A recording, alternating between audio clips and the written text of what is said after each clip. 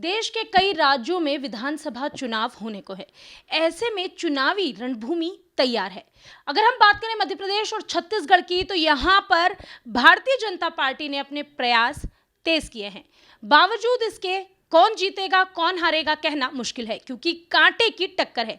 Bharatiya Janata party किसी भी हाल में मध्य प्रदेश को खोना नहीं चाहती और कांग्रेस इस बार उसे हथिया कर ही रहेगी। शायद यही वजह है कि दोनों के दावे और वादे लगातार बढ़ते जा रहे हैं और बदलते भी जा रहे हैं। हाल ही में शिवराज सिंह चौहान ने गैर उज्ज्वला लोगों को भी, यानी कि जो कि उज्ज्वला योजना का लाभ नहीं ले पा रहे हैं, उनके लिए भी रसोई गैस को 450 रुपये कर दिया है। इसके अलावा कई सारी योजनाओं को मध्य प्रदेश में लागू किया गया है, चाहे वो युवा हो, महिलाएं हो। राखी पर भी उन्होंने अपनी लाडली बहनों को बढ़कर तोहफा दिया। बावजूद इसके क्या वाकई मध्य प्रदेश में सत्ता हथियाने में या बरकरार रखने में भारतीय जनता पार्टी इस बार सफल होगी? यही सब जानने के लिए हम मौजूद हैं इंदौर में। इस वक्त इंदौर में एक वरिष्ठ भारतीय जनता पार्टी के ऐसे कार्यकर्ता, हम कह सकते हैं, मैं कार्यकर्ता इसलिए कह रही हूं क्योंकि वैसे तो इन्हें दिग्गज कहा जाता है, लेकिन ये वही हैं जिन्होंने भारतीय जनता पार्टी की नींव को इंदौर में मजबूत किया था। भारतीय जनता पार्टी के पहले विधायक रह चुके पंडित सत्यनारायण सत्तन के साथ आज हम मौजूद हैं। आज हम उनसे चर्चा करेंगे और जानेंगे बीजेपी का क्या होने वाला है हाल। नमस्कार सत्तन जी। नमस्कार। सत्तन जी, इस बार जो राजनीति जिस तरीके से नजर आ रही है, कहा जा रहा है कि मध्य प्रदेश में बीजेपी की हालत टाइट है। क्या लगता है आपको? हालत का जहाँ तक प्रश्न होता है, वहाँ तक तो दोनों पार्टियां अपना अपना अस्तित्व बरकरार रखने के लिए प्रयत्नशील होती हैं। और मध्य प्रदेश जो है भारतीय जनता पार्टी का गढ़ की तरह माना जाता है, जिसमें मध्य भारत क्षेत्र तो उसके लिए अत्यंत महत्वपूर्ण है। ऐसी स्थिति में ये कयास लगाया जाना कि भारतीय जनता पार्टी की हालत दयनीय है या कमज़ोर है, ये एक दीवा स्वप्न की तरह है जो जागती हुई आंखों से देखा जा रहा है। ये आप भले ही आप भारतीय जनता पार्टी के एक दिग्गज नेता हैं, इसलिए आप ये कह रहे हैं कि दीवा स्वप्न है, लेकिन कहीं ना कहीं जिस तरह से कमलनाथ ने जो दावे दिए थे अपने वचन पत्र में, जो 11 चीज़ों को उन्होंने शामिल किया था, शिवराज सिंह चौहान का वो उनके पहले ही लागू कर देना, वो ये बताता नहीं है कि शिवराज सिंह चौहान को पता है कि सत्ता उनके हाथ से खसकने वाली है। जनहित में की जाने वाली कार्यवाहियां जो भारतीय जनता पार्टी ने अपने निर्णयों के अनुसार निरूपित की थी, उन्हीं योजनाओं में से कुछ बिंदु राष्ट्रीय कांग्रेस के माध्यम से प्रचलित किए गए, प्रसारित किए गए, और उन प्रसारित किए हुए नियमों को अपना बता करके, उन योजनाओं को अपना बता करके प्रयोग में लाने का जो कार्य किया जा रहा है, उसे कोई भी सरकार करे जनहित में है। भारतीय जनता पार्टी ने, अगर आपका ये मानना है कि वो योजनाएं कांग्रेस के द्वारा प्रसारित की गई थी और भारतीय जनता पार्टी ने उन पर अमल किया, तो उससे जनहित का ही काम है, और वो जनहित का काम है तो जनहित के लिए ही सारी की सारी पार्टियां और सारे के सारे लोग कार्य करते आए। लेकिन सत्तन जी, आपने ही हाल ही में कहा था कि भारतीय जनता पार्टी जो है उसमें जो कार्यकर्ता है वो बहुत कुंठित हो चुका है, क्योंकि कहीं ना कहीं ज्योतिरादित्य सिंधिया के शामिल होने के बाद, अगर हम बुंदेलखंड बेल्ट की बात करें, तो वहाँ पर आपस में आमने सामने की टक्कर है, कांटे की टक्कर है, बीजेपी और बीजेपी की है। ऐसी स्थिति में क्या भारतीय जनता पार्टी एक अच्छा प्रदर्शन कर पाएगी? इस तरीके की कोई संभावनाएं दिखाई पड़ती नहीं है कि हमारे और बीजेपी के कार्यकर्ताओं के बीच में कहीं ना कहीं मतभेद दिखाई देते हैं। मतभेद तो हमारे यहाँ पे हो सकते हैं, एक दूसरे के विचार से असहमति हो जाना सहज रूप से परिवार में ही हो जाती है, तो संगठन में एक दूसरे के प्रति असहमति हो जाना जो है जायज़ है, लेकिन असहमति हो जाने के बावजूद भी टूट होना ये कोई ज़रूरी नहीं है। हम पार्टी के लिए काम करते हैं, देश के लिए काम करते हैं, समाज के लिए काम करते हैं, और हमारा कार्यकर्ता इस बात को बहुत अच्छी तरीके से जानता है कि हम राष्ट्र के हित के लिए कटिबद्ध होकर के अपने कार्य में लगे हुए हैं। लेकिन हाल ही में आपने खुद बीजेपी को आईना दिखाया था और आपने कहा था कि जो बीजेपी है वो अपने कार्यकर्ताओं की लगातार अनदेखी कर रहा है। जैसे शेखावत का ही कहा जा रहा है कि वो भारतीय जनता पार्टी छोड़कर कांग्रेस में शामिल हो रहे हैं, और इस तरह के कयास आपके बारे में भी लगाए जा रहे थे। इस पर क्या कहना है? जहाँ तक भंवर सिंह जी का सवाल है, उन्होंने अपने आप को पार्टी से विलग करने के लिए घोषणा की थी और उस घोषणा पर अमल करते हुए वो कांग्रेस में चले गए हैं। उनके लिए, उनके मन में यहाँ पर ये संभावनाएं घर कर गई थी कि शायद भारतीय जनता पार्टी उन्हें इस बार चुनाव लड़ने का अवसर प्रदान नहीं करेगी, इसलिए उन्होंने पाला बदल करके कांग्रेस का दामन थाम लिया है और कांग्रेस का दामन थाम करके उन्हें अपने टिकट की आश्वस्ति को संपूर्ण रूप से सकारात्मक कर लिया है। लेकिन इस सबके पीछे जो उनके राजनीतिक जीवन का अवदान है, उस अवदान में लांछना ही उनके पल्ले पड़ी है। अभी उनके पास यश आने के लिए जनता की अनुमति जरूरी है, जो चुनाव के बाद ही पता ही पड़ेगी। सत्तन जी, जब हम बात कर रहे हैं कि इस तरह के लोग जो बार बार दल बदल कर यहाँ से वहाँ चले जाते हैं, तो ज्योतिरादित्य सिंधिया और उनके साथ आए 22 विधायकों की अगर बात करें, कहीं ना कहीं बीजेपी उसी की वजह से अंतर्कलह भी झेल रही है और एक एंटी इनकम्बेंसी भी है, जो शिवराज सिंह चौहान के ही चेहरे पर दोबारा एक बार आप फिर से सत्ता में आने के लिए या विधानसभा चुनाव लड़ रहे हैं। क्या आपको नहीं लगता कि बहुत बूढ़े हो चुके हैं शिवराज सिंह चौहान, अब लगातार इतने सालों से मुख्यमंत्री रहे हैं और अब ये चेहरा बदलने की ज़रूरत है? बूढ़ा और जवान का कोई प्रश्न नहीं है, अंतर आता है जनता की मानसिकता के परिणाम स्वरूप।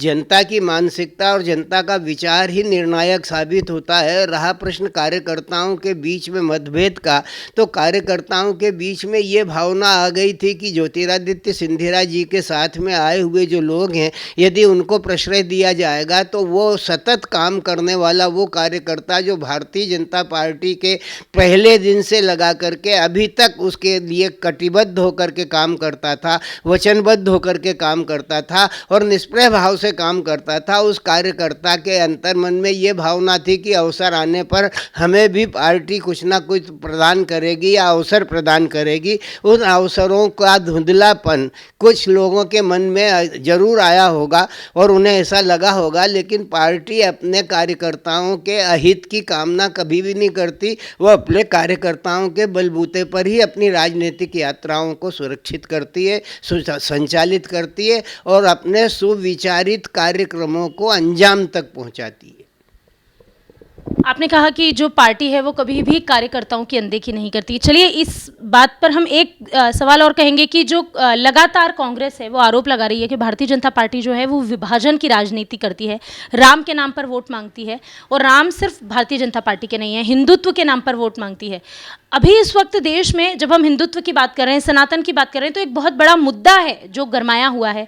तमिलनाडु के मुख्यमंत्री के बेटे ने एक बड़ा बयान दिया है सनातन धर्म के लिए, उस पर आपका क्या कहना है? राम किसी एक के नहीं है, समष्टिगत हैं। रमयति इति रामम, इस बात की व्याख्या हमारे शास्त्र करते आए और इसके बीच में जन गण और मन सबके अंतर्मन में राम बसते हैं। राम किसी व्यक्ति विशेष के नहीं हो सकते, किसी जाति विशेष के नहीं हो सकते, किसी वर्ग विशेष के नहीं हो सकते। उनका चरित्र जो है वो सारे समाज के लिए कल्याणकारी है और राम को मानने वाले जो लोग हैं वो इस बात को स्वीकारोक्ति देते हैं। रहा प्रश्न सनातन का, तो सनातन के खिलाफ बयानबाजी करने वाले लोग इस बात को भूल जाते हैं कि इस देश में आदमी को जो मिलने वाला धर्म है वो जन्म से प्राप्त हो जाता है। इस देश में आदमी को मिलने वाली जो जाति है वो जन्म से प्राप्त हो जाती है। तो धार्यति इति धर्मः की जो परिभाषा है वो यहाँ पर टूट जाती है। क्यों इसलिए टूट जाती है? क्योंकि अगर वो किसी वैष्णव परिवार में पैदा हुआ तो वो वैष्णव हो जाता है, सनातनी हो जाता है। अगर किसी मुस्लिम परिवार में पैदा हुआ तो वो निस्संदेह इस्लाम का अनुयायी हो जाता है। अगर वो सिख धर्म में पैदा हुआ तो वो सिख धर्म का अनुयायी हो जाता है। यहाँ पर धार्यति इति धर्म की परिभाषा ये है कि धर्म धारण किया जाता है, सोच कर विचार कर अपना निर्णय लेकर के धारण किया जाता है, पर भारतवर्ष में ऐसा नहीं हो पाता। बिल्कुल ठीक कहा आपने कि हमारे यहाँ ऐसा नहीं होता। लेकिन जब हम बात राजनीति की करते हैं तो कहीं ना कहीं क्या आपको नहीं लगता कि धर्म का प्रयोग हर वर्ग या हर पार्टी जो है वो सिर्फ और सिर्फ वोटों के लिए कर रही है? वोटों की राजनीति है ये। जो हमारे देवता हैं वो सब सनातन हैं और उन सनातन देवताओं की पूजाओं के लिए जो तिथियां निश्चित है, निर्धारित है, उसके अनुसार सनातन धर्मावलंबी लोग जो हैं अपनी कार्यवाहियों को, अपनी कार्यगुजारियों को जो है अंजाम देते हैं, उनका उसका पालन करते हैं। जन्माष्टमी हो, रामनवमी हो, तो इन सारे के सारे पर्वों को लेकर के, रक्षाबंधन हो, इसके लिए किसी को कहीं पर कुछ कहने के लिए नहीं जाना पड़ता कि दशहरा आ रहा है, दिवाली आ रही है, रक्षाबंधन आ रहा है या गोवर्धन पूजा का अवसर है। इस बात के लिए किसी को कोई सूचना नहीं निकालना पड़ती। चुनाव के लिए सूचनाएं निकालना पड़ती है, लोगों से संपर्क करना पड़ता है। इन त्योहारों के लिए ना तो किसी प्रकार की योजनाएं बनाई जाती हैं, ना किसी से संपर्क करना पड़ता है। सब लोगों को मालूम होता है कि उनकी संस्कृति, उनका संस्कार वो क्या कहता है और इस पर्व पर हमें क्या करना है वो सुनिश्चित है। यही सनातन है। और इसी सनातन को लेकर के जो लोग आवाज़ उठाते हैं वो इस बात को भूल जाते हैं कि शताब्दियों से, सहस्त्राब्दियों से ये परंपरा भारतवर्ष के जनजीवन में व्याप्त होकर के रच पच गई है और लोग इसका पालन करते चले आ रहे हैं, करते रहेंगे और कर रहे हैं। तो सत्तन जी, ये जिस तरह से आपने कहा कि सनातन का पालन लोग करते रहेंगे, करते हैं और आगे भी करेंगे, यही सनातन पर जब राजनीति में इसे घसीटा जाता है तो दो पार्ट हो जाते हैं। कहा जाता है कि जो कांग्रेस है वो मुस्लिम वर्ग की पार्टी है और जो भारतीय जनता पार्टी है वो हिंदू लोगों की पार्टी है। तो क्या ये जो लकीर खींची है, इसका आरोप भी भारतीय जनता पार्टी पर लगा है कि ये जो लकीर खींची है भारतीय जनता पार्टी ने खींची है, वो ये मान के चलती है कि जो हिंदू वोटर्स हैं बस वही उनके हैं, मुस्लिम वोटर्स उनके नहीं है, इसलिए वो कभी भी मुस्लिम वोटर्स के हित में कुछ काम नहीं करती। ये भावना राजनीति ने प्रेरित करी है। जहाँ तक सनातन का सर्व है और हिंदू और मुस्लिम का प्रश्न है तो वो दो विभिन्न धर्मों के अनुयायी हो सकते हैं, लेकिन सनातनियों के पास एक ऐसा हथियार है, एक ऐसा शस्त्र है जो वो उन्हें किसी इधर उधर जाने के लिए रोकता है। और उनके यहाँ पर एक सूक्त वाक्य है और वो वाक्य है कि सर्वधर्म समानत्व स्वदेशी स्पर्श भावना। संसार के सारे धर्म एक समान है और उनके प्रति हमें स्वदेशी की तरह भावना का पालन करना चाहिए। और यदि हम उसका पालन करते हैं तो धर्मों के बीच में होने वाली विसंगतियां अपने आप समाप्त हो जाती हैं। तो आप कह रहे हैं कि बीजेपी धर्म का इस्तेमाल नहीं करती है? बीजेपी धर्म का इस्तेमाल नहीं करती, पर चूंकि वो बहुसंख्यक लोगों के द्वारा पालित धर्म के साथ अपना आचरण करती है, इसलिए उस पर धर्म से मंडित होने का आरोप लगाया जाता है। और लगाने वाले राजनेता भी होते हैं, पत्रकार भी होते हैंगे और आपके ये टीवी चैनल वाले भी होते हैं। एक आरोप और है जो मध्य प्रदेश में भारतीय जनता पार्टी पर लग रहा है। वो आरोप ये है कि एक तरफ तो जो प्रधानमंत्री नरेंद्र मोदी हैं वो कांग्रेस का मजाक उड़ाते हैं और कहते हैं कि कांग्रेस जो है वो पारिवारिक राजनीति को बढ़ावा देती है। लेकिन अगर हम इंदौर में बात करें तो इंदौर में हाल ही में सुमित्रा महाजन ने एक प्रेस कॉन्फ्रेंस में कहा था कि भाई जो लोग, जो कार्यकर्ता लगातार पीढ़ियों से आपके यहाँ काम करते आ रहे हैं उन्हें भी तो सम्मान मिलना चाहिए। कहीं ना कहीं उनके इस स्टेटमेंट के बाद ये नजर आया कि जैसे कैलाश विजयवर्गीय के पुत्र आकाश विजयवर्गीय को एक विधायक पद के लिए टिकट मिला था और आज वो विधायक भी हैं, उसी तरह से सुमित्रा महाजन भी ऐसा चाहती हैं कि शायद उनके पुत्र मंदार महाजन को भी टिकट मिलना चाहिए। तो ऐसी कोई राजनीतिक मंशा सत्तन जी आपकी भी है जिसकी वजह से आप बीजेपी से नाराज हैं या बीजेपी को अक्सर आईना दिखाते रहते हैं? इस प्रश्न का उत्तर तुमने अपने आप ही दे दिया है कि उन्होंने अपने बेटे को दिलवा दिया, ये अपने बेटे को दिलवाना चाहती हैं। यही जो परिवारवादी भावना है, यही वैयक्तिक रूप से व्यक्ति को लाभान्वित करने के नाम पर जो कार्यवाही होती है, इससे कार्यकर्ता में बिखराव आता है, कार्यकर्ता के मन में संकुचन आता है। और उस कार्यकर्ता के मन में जब संकुचन आता है तो कहीं ना कहीं विरोध की भावना आगे बढ़ कर के खड़ी हो जाती है। सुमित्रा जी अपने बेटे को चाहती हैं, कैलाश जी अपने बेटे को चाहते हैं। कौन ऐसा है संसार में जो अपने बेटा बेटी की उन्नति की कामना नहीं करता? तो सत्तन जी अपने बच्चे को नहीं चाहते राजनीति में? नहीं, बच्चे की योग्यता पर ध्यान रखना पड़ता है, बच्चे की राजनीतिक गतिविधियों में संश्लिष्टता पर ध्यान रखना पड़ता है।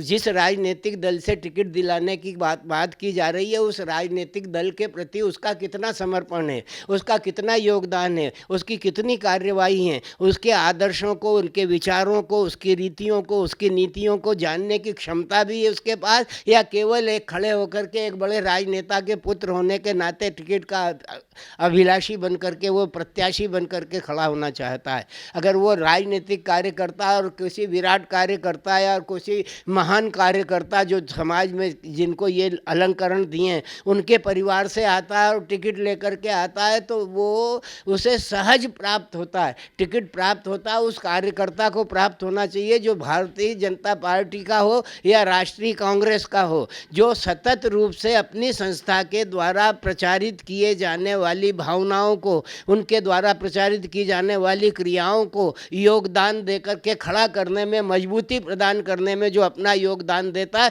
वही कार्यकर्ता टिकट का अधिकारी होता है। किसी का बेटा, बेटी, नाती, पोता, मामा, भांजा होने से टिकट का अधिकारी नहीं हो जाता। अगर ये होता है तो यही पारिवारिक परंपरा है और इसी परंपरा के खिलाफ आवाज़ लग रही है। तो सत्तन जी, एक आखिरी सवाल मैं आपसे करूंगी। राजनीति कहते हैं कि भोपाल, मतलब कहते क्या हैं, भारत, अगर हम बात करें मध्य प्रदेश की तो मध्य प्रदेश की राजधानी भोपाल है, लेकिन जो इंदौर है, यहाँ की जो सियासी आंच है वो भोपाल तक पहुँचती है और उसके बाद ही राजनीति में उबाल आता है। मध्य प्रदेश में कई बार ऐसा हुआ है कि आपने कुछ समीकरण बदले हैं। अगर हम सांसद के चुनाव की बात करें, अगर हम पिछले विधानसभा चुनावों की बात करें, तो इस बार किस तरह से आप भारतीय जनता पार्टी के साथ हैं? क्या आपकी और बीजेपी की मानसिकता इस बार वाकई आपस में मिल रही है और भारतीय जनता पार्टी उस तरह से अपने उम्मीदवारों का चयन कर रही है? भारतीय जनता पार्टी अपने उम्मीदवारों का चयन करने के लिए कुछ नियमों का पालन करती है और उस नियमों का पालन करने में जो उस कार्यवाही में जो फिट फॉर दैट पर्पज़ होता है, वही आदमी, वही व्यक्ति आता है और जिसके प्रति जन सहमति होती है, जिसके साथ में जनसमूह होता है, ऐसे प्रत्याशी का चयन किया जाता है। अगर पार्टी अपने प्रत्याशी का चयन करती है तो वो उसका इस बात का भी ध्यान रखती है कि उसकी सेवाएं कैसी हैं, उसके द्वारा किए हुए कार्यों के प्रतिभा में मिला हुआ जो अवदान है वो उसे कितने प्रतिशत प्राप्त हुआ है। समाज में उस व्यक्ति विशेष की जो स्थिति है वो सम्माननीय है या विवादास्पद है। सम्माननीय या विवादास्पद स्थितियों को ध्यान में रखते हुए कई बार ऐसा भी होता है कि विवादास्पद कॉन्स्टिट्यूएंसी में विवादास्पद उम्मीदवार ही भेजे जाते हैं।